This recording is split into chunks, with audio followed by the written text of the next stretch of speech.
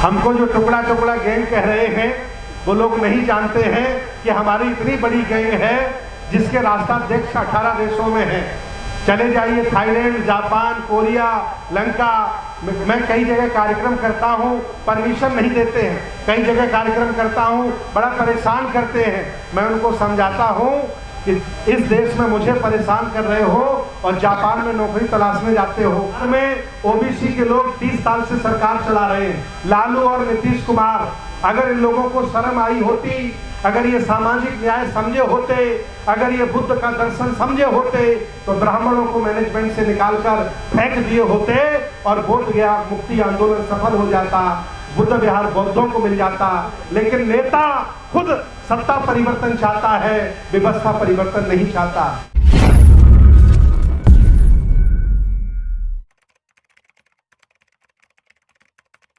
हिंदू है, भारत में सब हमारे छोटे भाई हैं, क्योंकि हिंदू धर्म की उम्र है वो लगभग 1000 साल की है। 1000 साल पहले ये सब महायानी बौद्ध होते थे और ये जो अवधकेश्वर महाराज हैं, तारा देवी है, सम्राट हर्षवर्धन, सम्राट कनिष्क का जो धम्म है जिसे महायानी परंपरा कहा गया, उसी का बदला हुआ रूप हिंदू धर्म है। इसलिए उनको मैं समझा रहा हूँ, आज नहीं कल वो भी धम्म को स्वीकार कर लेंगे और ये भारत बौद्ध राष्ट्र बनेगा, हिंदू राष्ट्र नहीं बनेगा।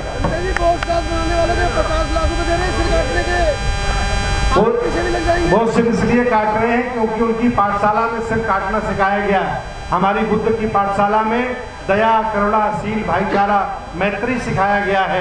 हम लोग कई सालों से काटे गए, बहुत अत्याचार जुल्म हुए, कभी भी हमने तलवार नहीं उठाई।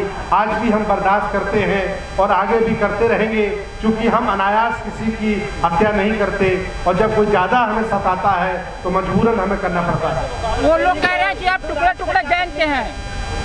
हमको जो टुकड़ा टुकड़ा गैंग कह रहे हैं वो लोग नहीं जानते हैं कि हमारी इतनी बड़ी गैंग है जिसके राष्ट्राध्यक्ष 18 देशों में हैं। चले जाइए थाईलैंड, जापान, कोरिया, लंका। मैं कई जगह कार्यक्रम करता हूँ, परमिशन नहीं देते हैं। कई जगह कार्यक्रम करता हूँ, बड़ा परेशान करते हैं। मैं उनको समझाता हूँ कि इस देश में मुझे परेशान कर रहे हो और जापान में नौकरी तलाशने जाते हो, वो बौद्धों का देश है। हिंदू राष्ट्र भारतीय मूल भावना के खिलाफ है। ये देश अलग अलग संस्कृतियों का है, अलग अलग रंगों का है, अलग अलग भाषाओं का है। ये विविधताओं का देश है। अगर कोई इसे एक रंग में रंगना चाहता है तो वो अपराध करना चाहता है। ये देश सभी धर्मों का है और हमेशा रहेगा। सर, ये राजनीतिक कार्यक्रम था या सामाजिक, क्योंकि राजनीतिक नेता लोग बोले तो भीड़ चली गई।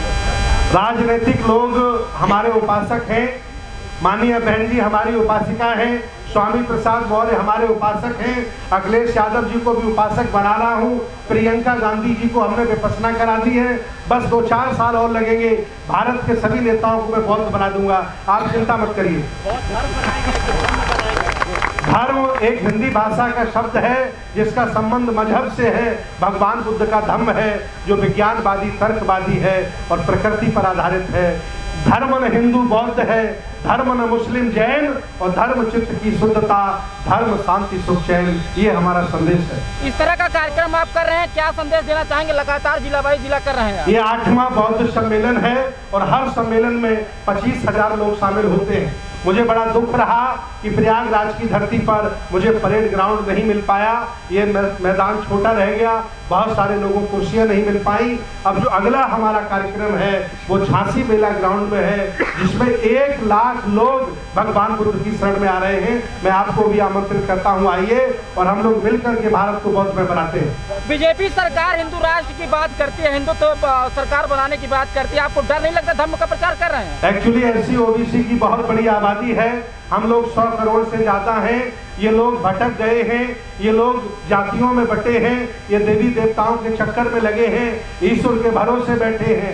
जिस दिन ये अम्बेडकरवादी हो गए, जिस दिन ये पेरियारवादी हो गए और जिस दिन ये बुद्ध के अनुयायी हो गए, हिंदुओं की संख्या 5% बचेगी और सारे के सारे लोग बौद्ध हो जाएंगे। एक तरफ आपके 580,000 बौद्ध स्तूपों को नष्ट किया गया है, इसको लेकर के बौद्ध समाज और आपके माध्यम से अगला कदम क्या होगा? मैं कई बार बोल चुका हूं कि देश भारत में जितने भी बड़े बड़े हिंदू मठ हैं, ये सम्राट अशोक के द्वारा स्थापित 84,000 बौद्ध स्तूप बनाए गए हैं।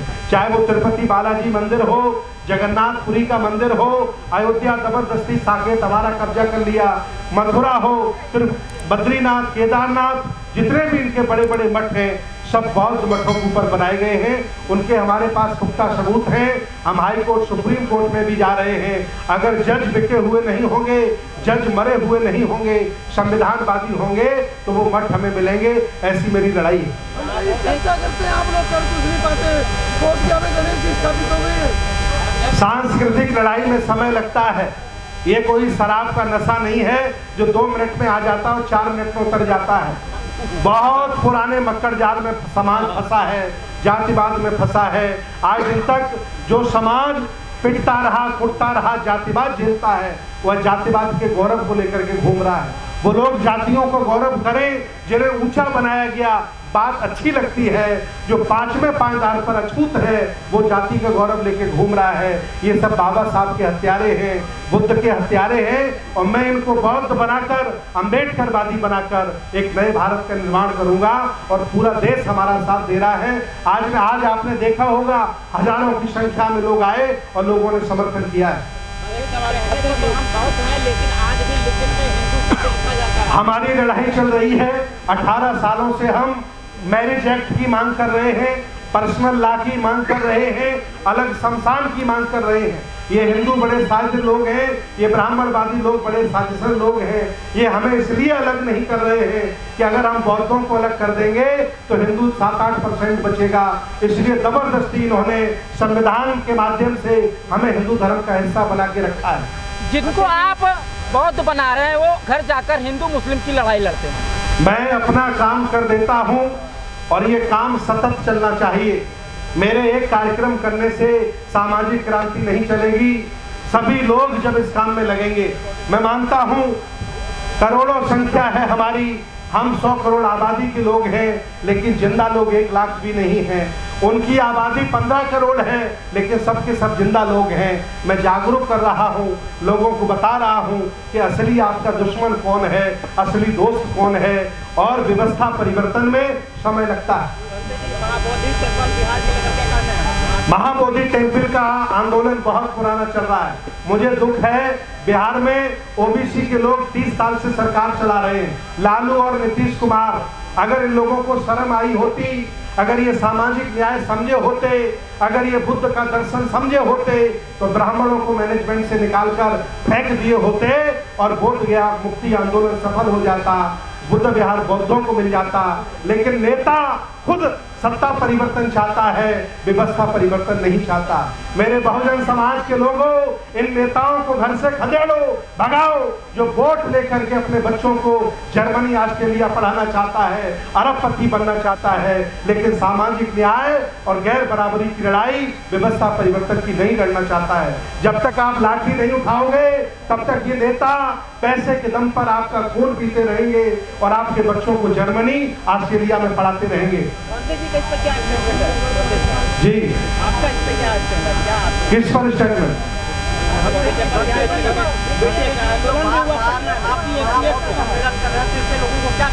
मैं एक बौद्ध भिक्षु हूँ।